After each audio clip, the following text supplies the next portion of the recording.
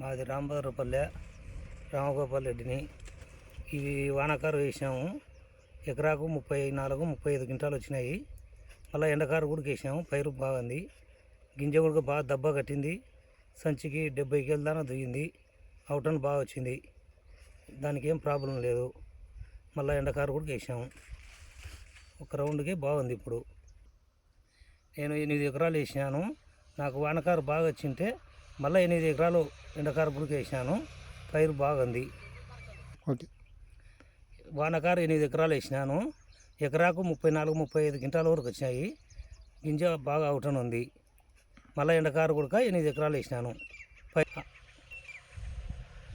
ఎండకారు కూడా అదే పొలం వేసినాను. మళ్ళీ బాగుంది పైరు.